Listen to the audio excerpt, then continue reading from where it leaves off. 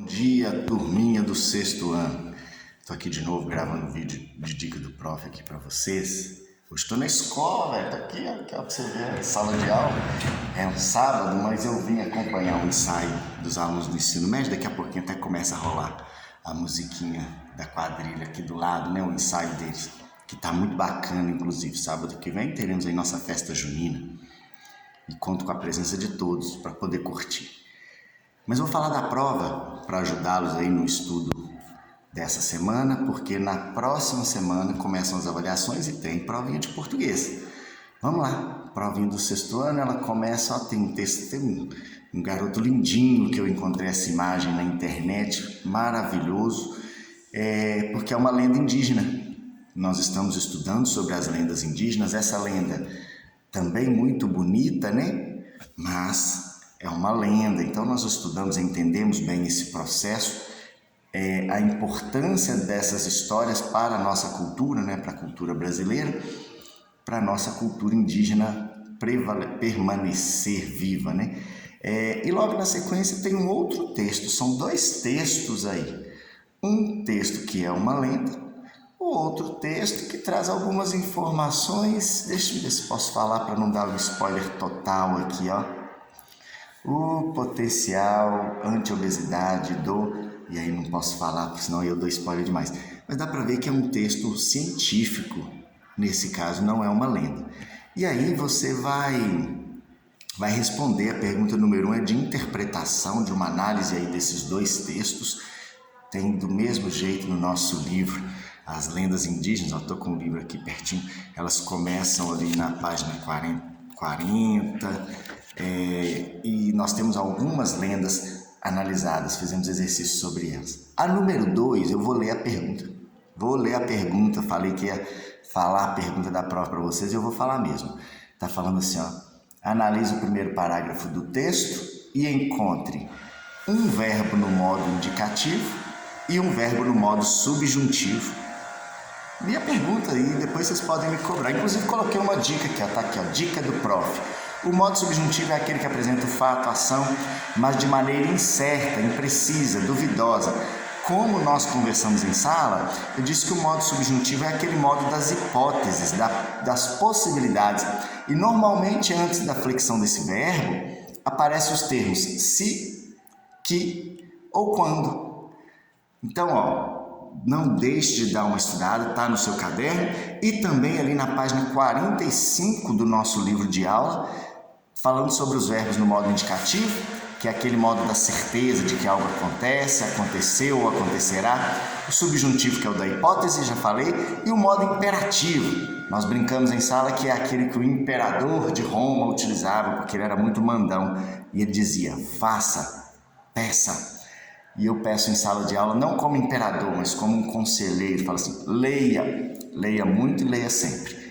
Tudo bem, minha gente? Vamos para número 3, ainda de interpretação sobre os dois textos que estão lá no início da prova.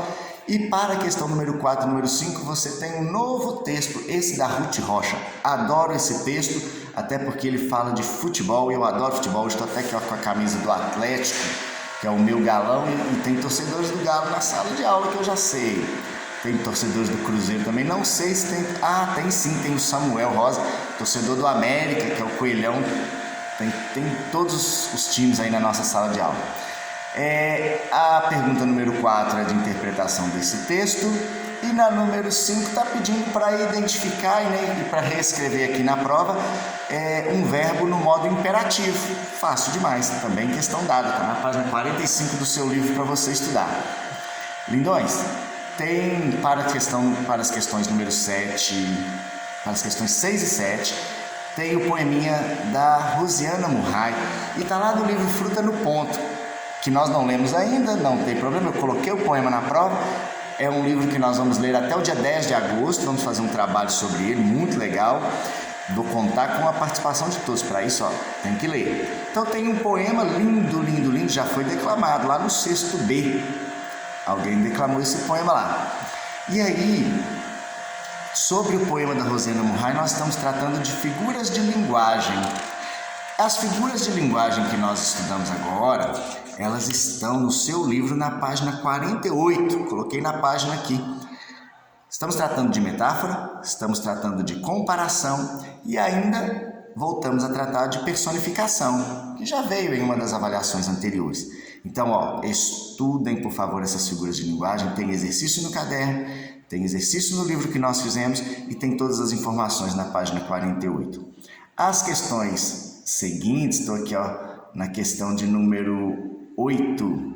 E aí é sobre o livro Godot, O Menino Chamado Liberdade. Maravilhosa história que nós lemos agora. E trata desse menino que vivia em um ambiente onde pessoas eram escravizadas. Inclusive a mãe dele era escravizada.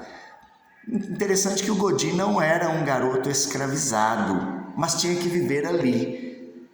Vale a análise desse livro. Por quê? Mas agora eu não entendi, professor. A mãe dele era escravizada, ele não. O livro fala sobre isso e eu quero que você leia com muita atenção e muito carinho, porque a nossa luta por um país melhor, ela tem que passar pelo conhecimento da nossa história. Aqui não é um estudo histórico, porque é uma literatura. Isso não aconteceu, esse Godot não existiu, mas existiram muitas crianças nessa mesma situação e por isso é legal a gente se deparar com essa literatura. Então as questões 8 e 9 são sobre o livro Godot e a número 10 está tratando aqui, começa assim, vou ler um pedacinho da pergunta. Metáfora é uma figura de linguagem em que se transfere o nome de uma coisa para outra com o qual é possível estabelecer uma relação de comparação. E aí vem a pergunta, ou seja, a pergunta vai tratar de metáfora. Fechando, eu não coloquei questão bônus nessa prova, mas coloquei um filme que tem tudo a ver com o livro que nós lemos e a protagonista desse filme está falando ali, boa prova sexto ano. E é o que eu desejo para vocês, bons estudos e boa prova. Fechou? Deixa eu ver se tem alguma treta aí para contar. Tem uma treta sim. Seguinte, eu fiquei sabendo que todos os alunos do sexto B vão tirar nota acima de 9 nessa prova. E aí eles falaram assim, vou desafiar os alunos do sexto A, porque eu quero ver os alunos do sexto A também tirarem acima de 9 nessa prova. Então tá feito o desafio aí. Resultado, eu quero que todo mundo se dê muito bem nessa avaliação, porque esse é o objetivo. Boa prova, galera. Até mais.